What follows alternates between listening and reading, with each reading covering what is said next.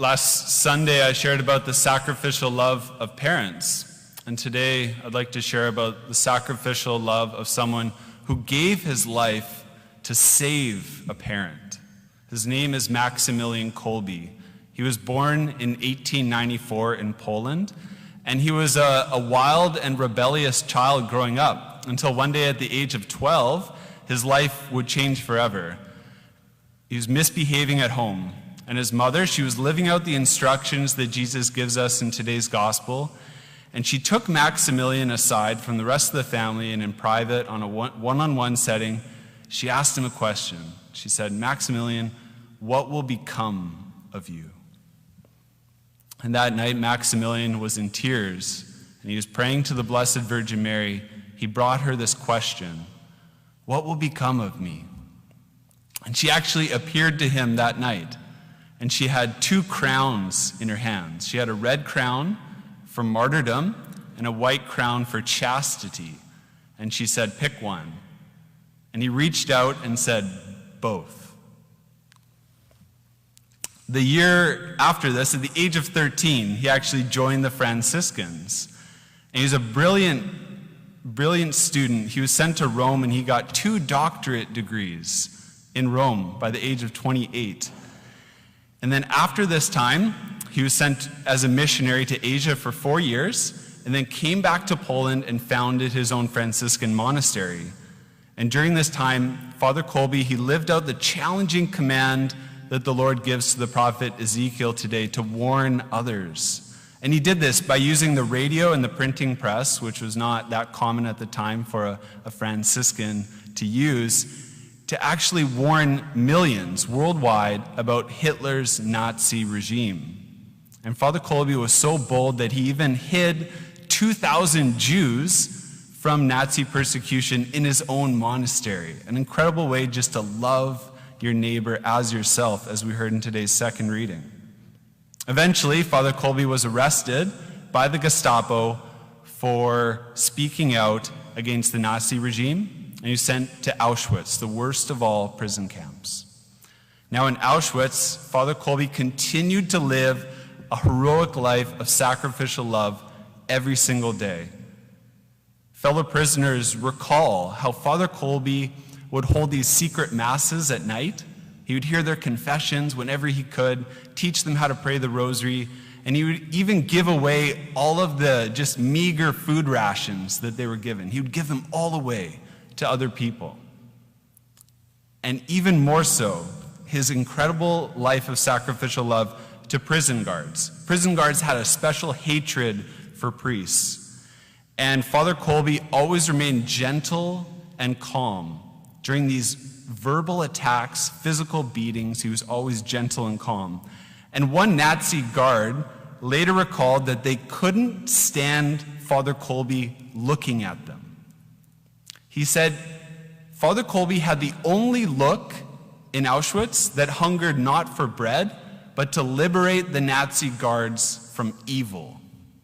And so Nazi guards would actually yell at Father Kolbe, "Look at the ground, not at us." This daily life of sacrificial love that Father Kolbe lived in July 1941 would be forever remembered in church history. A prisoner escaped from the camp, and the camp commander, to try to prevent further escapes, lined up the 600 men in the camp at Auschwitz and randomly picked 10 men to be starved to death in an underground bunker. And one by one, the 10 men were chosen. One man, Francis Gawinichi, was called. And he fell down to his knees and he cried out, "What about my wife? What about my kids?" Suddenly, someone stepped out of line. It was Father Kolbe. He walked right past the guards and guard dogs, who normally would have just shot him on the spot, and the dogs would have ripped him to shreds. And he walked right up to the camp commander. Fellow prisoners recalled that the camp commander was actually shaking in the presence of this holy man. And he said to him, "What do you want?" "I want to take his place," replied Father Kolbe. He said, "What are you, crazy? Who are you?" "I am a Catholic priest."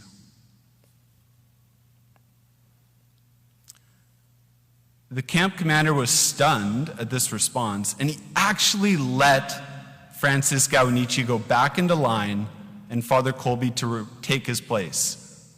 And he hoped that this would actually put an end to Father Kolbe. But it was reported that in that underground bunker, instead of hearing the usual cursings and cries for help as they were being starved to death, what did they hear? Hymns of praise to God.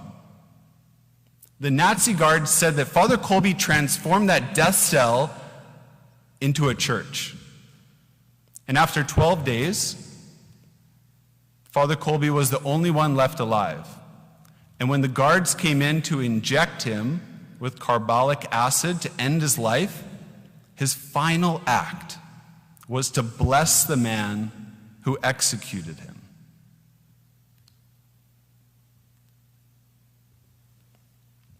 Father Kolbe is a profound example of what St. Paul tells us in today's second reading. That the fulfillment of everything in life is to love your neighbor as yourself. He saw Francis Gawinichi as his neighbor. And his cry for help, "What about my wife? What about my kids?" inspired the celibate Father Kolbe to sacrifice his own life to save the life of a parent. The inspiration of Father Kolbe radically transformed the life of all the prisoners at Auschwitz. So many prisoners said that his sacrifice that he made was actually the salvation of thousands of people. It inspired so many other prisoners to start living lives of sacrificial love. They all wanted to imitate Father Kolbe in any way that they could. Deep down inside, something was unleashed in them, and they wanted to live a life of sacrificial love. We have these saints to inspire us to know that these are the lives that we're called to live. And just as many of these prisoners came back to their homes and started to live these lives of love in their families, that's how it begins for us too today. It begins by loving our neighbor, and our neighbor is the person sitting right beside us. A couple of practicals that I've thought about for children. One way you can love your neighbor as yourself, you can love your family, is by giving your parents your full attention when they're speaking to you. Okay, without looking at your TV or iPhone, stop playing Fortnite, Call of Duty, or watch that Netflix series. Press pause and actually give your parents your full attention. That's a huge act of sacrificial love. But every single time you do that, I guarantee you'll realize it is so worth it, because that's the life you're called to live. But I'm not just going to pick on children.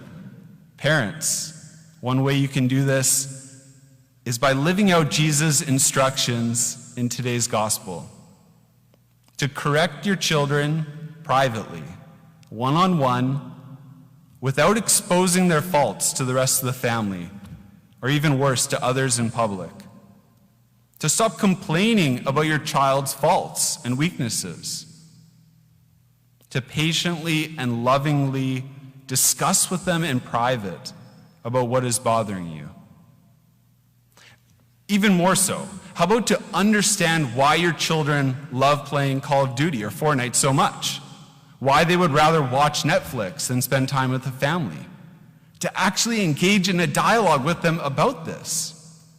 That's a huge act of sacrificial love that parents are called to make today. And just to conclude, one final thought. When Maximilian Kolbe was at the age of 12, his mother asked him a question. what will become of you? And in that darkness, for Maximilian Kolbe, the Blessed Virgin Mary revealed an amazing future, a future of sacrificial love, a future that would inspire the lives of thousands, probably millions of people. And today I ask you this question as well. What will become of you? What do you want to be remembered for?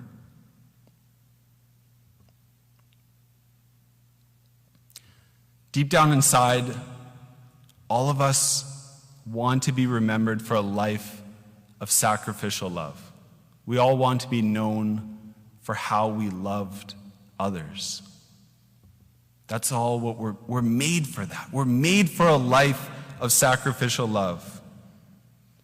And hopefully St. Maximilian Kolbe will inspire us to believe that it is possible today to live out with our families.